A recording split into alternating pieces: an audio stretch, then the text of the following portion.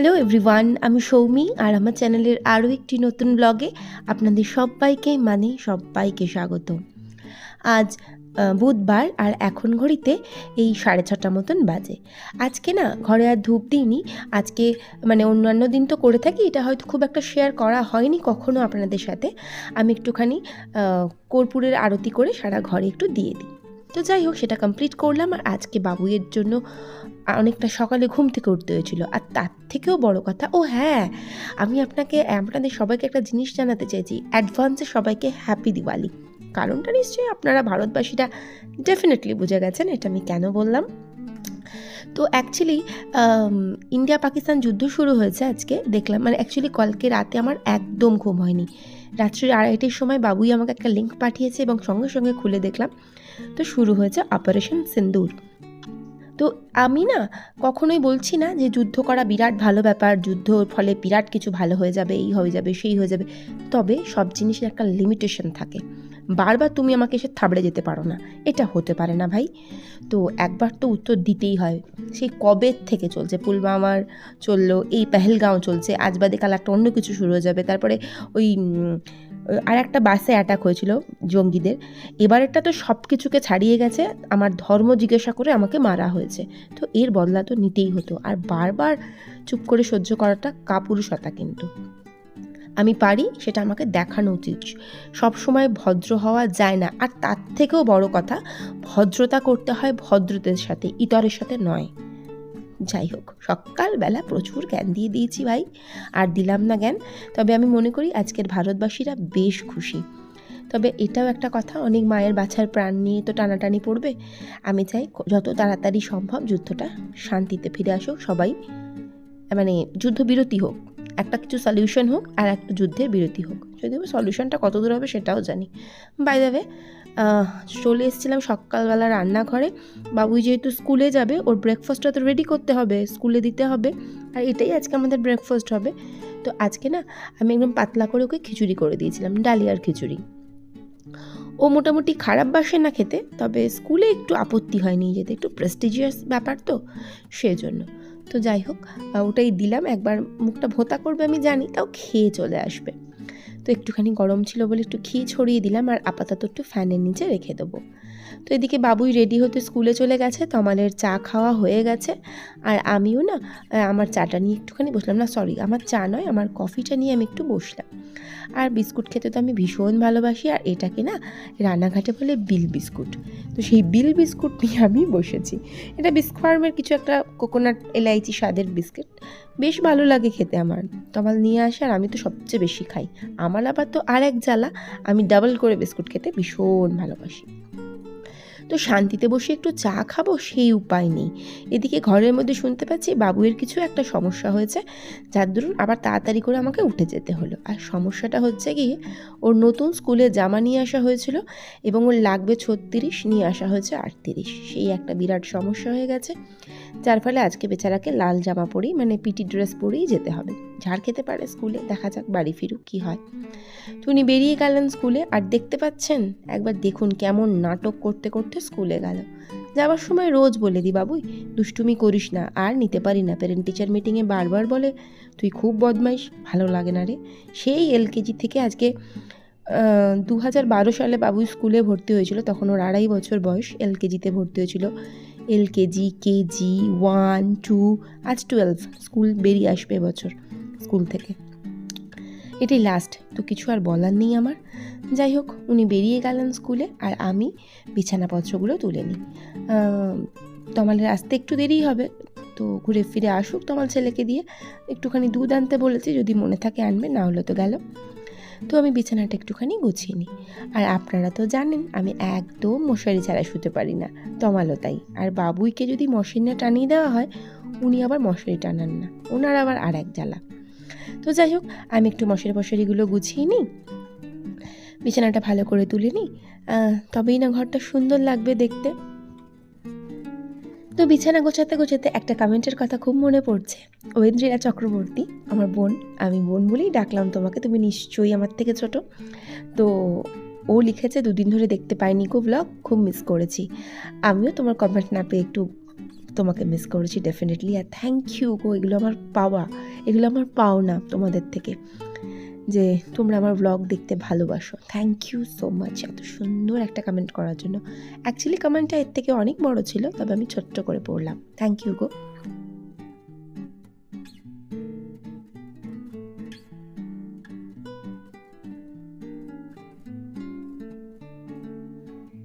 তো গতকাল রাত্রে তো আমার একদম ঘুম আসছিল না। আমি ঘুমাতে ঘুমাতে প্রায় 4:30 না, পৌনে চারটের সময়তেও দেখলাম আমি জেগে আছি। তারপরে আর মনে নেই। আর ঘুম ভেঙেছে কিন্তু 5:30টায়। ঠিক যেমন ঘুম ভাঙার ঠিক তেমনই আমার ঘুম ভেঙেছে। তো যাই হোক উঠে পড়েছি। আর রাতের বেলায় না কানে মানে ইয়ারফোনটা ছিল, আমি না হঠাৎ শুয়ে দেখছি যে বাবা কোথায় গেল, মানে ওই গার্ডার মতনটা যেটা থাকে না, যেটা এয়ার টাইট করে, ওইটা খুঁজে পাচ্ছিলাম না রাতের বেলা। তো ওই রাতের বেলাতেই খুঁজতে শুরু করে দিয়েছি। তমাল বললো তুমি একটু শান্ত হয়ে শোও তো, বিরক্ত করো না।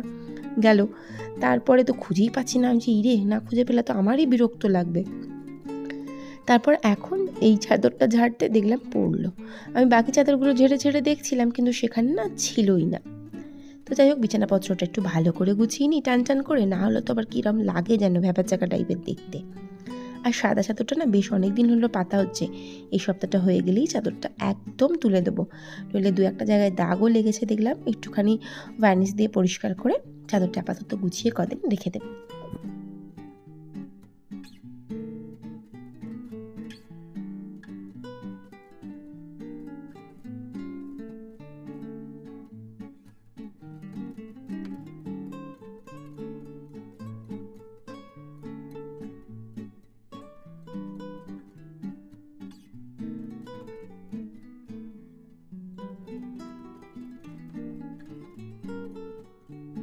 তো বিছানাটা একদম পরিপাটি করে গুছিয়ে নিলাম। আর যেগুলো এক্সট্রা এই সমস্ত চাদর ফাদর রাতের বেলা গায়ে দিই বা বালিশ বক্স থেকে বার করি, সেগুলো তো গোছাতে হবে, তো সেগুলোও গুছিয়ে নিই।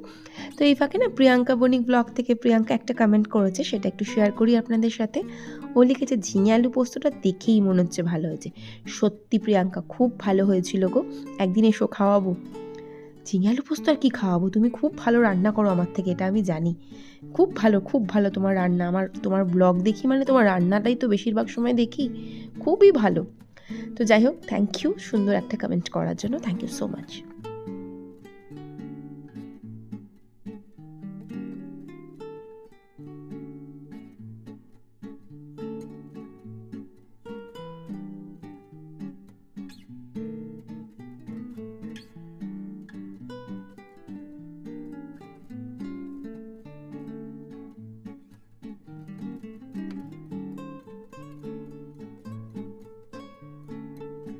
তো সবটা খুব ভালো করে গুছিয়ে নিলাম, বিছানা একেবারে পরিপাটি, যেখানে জিনিস সেখানে গুছিয়ে রেখে দিলাম। আর এটাই না আমাদের কাজ, যত যাই হোক। আর নিজেকে যদি আমি ভালোবাসি না, আমার ভালোবাসার জিনিসটাকেও আমি ভীষণ ভালোবাসবো। যেমন আমার সংসারটা আমার খুব প্রিয়, আমার খুব ভালোবাসার। তো সেটাকে না ভালোবেসে থাকা যায়? নিজেকে ভালোবাসি মানে সংসারকেও ভীষণ ভালোবাসি। আর এটাকে ভালোবাসা মানে সেটাকে গুছিয়ে পরিপাটি করে রাখা। আর তার জন্য আছে বিশাল খাটনি। তো সেইটুকু খাটনি তো আমাদেরকে খাটতেই হবে, কারণ আমার জিনিসটাই ভীষণ সুন্দর থাকবে। তো ওই ঘর গুছিয়ে সোজা চলে এলাম আমার বাবুদের ঘরে। ওরে বাপরে বাপ, কী অবস্থা করে রেখেছে ঘরটা, ল্যাপটপ খাতা সব দেখলাম খাটের ওপরে। তো সেগুলোকে নামালাম, চাদর ফাদর ঝাড়লাম, ছেড়ে সেগুলোকেও পরিপাটি করে গোছালাম, কুশন টুশনগুলো সব গুছিয়ে রাখলাম।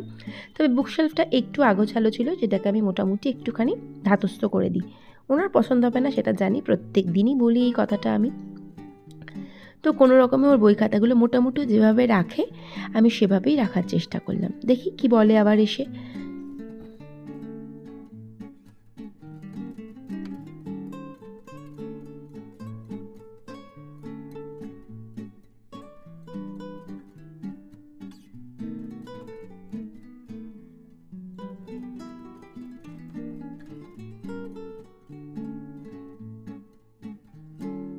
তো দুটো ঘর প্রায় গোছানো হয়েই গিয়েছিল। আর এর মাঝে না তমাল এসে গেল। তো তমালকে ভাবলাম চলো দরজাটা খুলে দিয়ে আসি। তো একটু দেরিতেই এলো তমাল, বোধহয় কী জানি কার সাথে দেখা টাকা হয়েছিল, কথা টথা বলছিল, সেজন্য।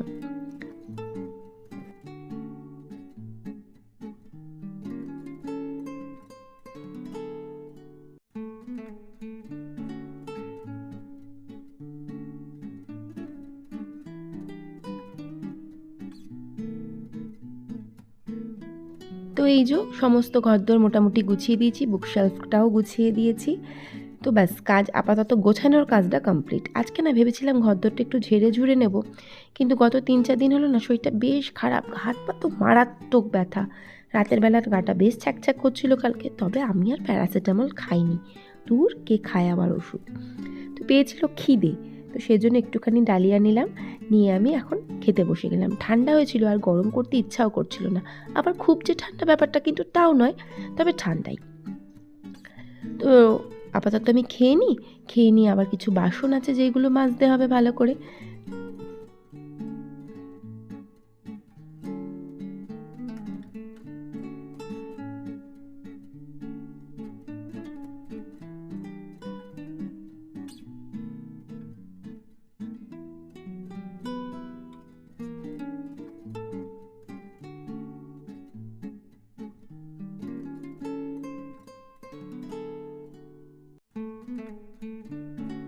বেশ কদিন ধরে খেয়াল করছি না, কিছু খাওয়ার পরেই পেটটা কেমন যেন ব্যথা হয়, শরীরটা কেমন আনচান করে।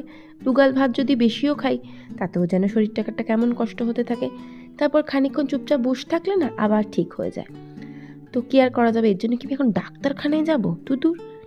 তো এরপরে বাসন পড়েছিল বেশ অনেকগুলো, প্রেশার কুকারটাও পড়েছিল, তো সবগুলো মাজতে হবে।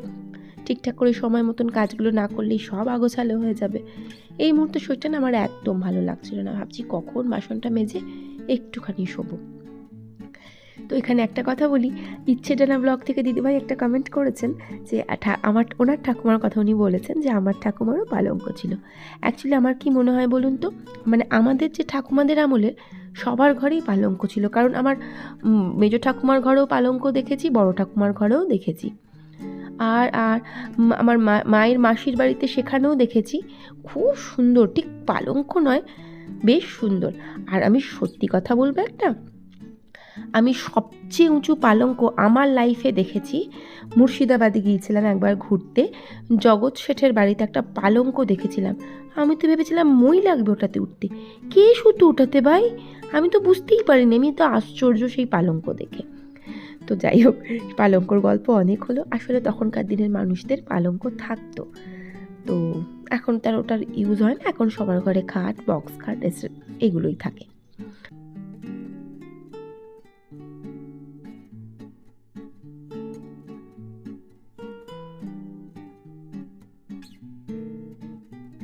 তো এরপরে চলে এলাম রান্নাঘরে, রান্নাটা করব বলে। শরীরটা সত্যি আমার এই মুহূর্তে ভালো লাগছিল না, তো ভাবলাম দূর, রান্না সেরকম কিছু করবো না, একটু মুসুর ডাল করি, আলু সেদ্ধ দিই, আর মাছ আছে বাটা মাছ, যেগুলো কড়কড়ে করে ভাজবো, যেটা তোমার ভীষণ ভালোবাসে আর বাবুইও।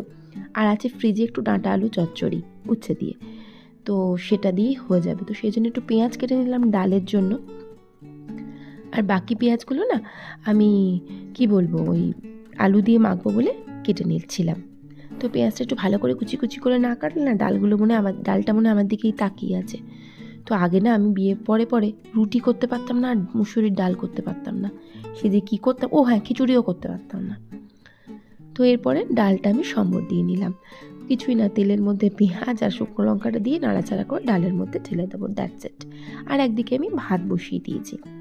ওই যে বললাম, রান্না সেরকম কিছু করবো না, ভালোই লাগছে না শরীরটা।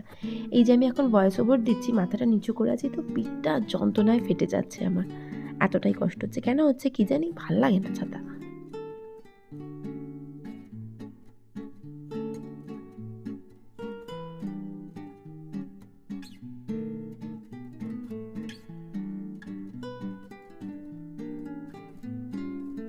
তো এরপর ভাজা পেঁয়াজগুলো আমি দিয়ে দিলাম, মানে ডালটা সিদ্ধ হচ্ছিলো, সে তার মধ্যে লবণ হলুদ দেওয়াই ছিল ডালে। আর মাছগুলো না এখন হাফ ভেজে রাখবো, তারপর সবাই যখন খেতে বসবে, বাবুই তমাল, আবার একদম তখন কড়কড়ে করে মাছগুলো ভেজে দেবো। খেতে সত্যিই বেশ ভালো লাগে। আমি খুব একটা ভালোবাসি না ছোটো মাছ খেতে, বাবুইও বলে ভালো লাগে, তমালও বলে ভালো লাগে। আর খুব গরম গরম হলে আমিও দুটো খাই, দুটো নয় সরি, একটুখানি লেজের দিকটা খাই। মুড়ো তো আমি কোনো মাছের খাই না। ইলিশ মাছ আমার প্রচণ্ড প্রিয়, সেখানেও আমি ইলিশ মাছের মুড়ো তো খাই না। আমার মুড়ো খেতে ভালো লাগে না, মুখে দাঁতে কাঁটা ফাটা ফুটে একাকার হয়ে যায়, গলায় না, আমার মুখেই সবার আগে কাঁটা লাগে। তো এরপরে ভাতটা হয়ে গেছিলো, রান্না মোটামুটি সবই হয়ে গেছে কমপ্লিট। তো ভাতটা উপর দিয়ে নিলাম, আর আলুটা খুব সুন্দর করে বাবা মেখেছিলাম, যেন লঙ্কা ভেজে কাঁচা লঙ্কা, শুকনো লঙ্কা, তারপরে হচ্ছে পেঁয়াজ, একটু কাঁচা পেঁয়াজ দিয়েছিলাম, একটু তেল বেশি করে দিয়েছিলাম, আর দিয়েছিলাম একটুখানি রসুন। তো রান্নাবান্না কমপ্লিট, সমস্ত কাজ কমপ্লিট। আর ব্লগটা না কদিন খুব একটা সুন্দর গোছানো হচ্ছে না, তবে আমি চেষ্টা করব খুব সুন্দর তাড়াতাড়ি ব্লগ নিয়ে আসার। তো আপাতত আজকে এখানেই শেষ করি। ভালো লাগলে প্লিজ পাশে থেকে যাবেন। ভিডিওটা দেখার জন্য থ্যাংক ইউ।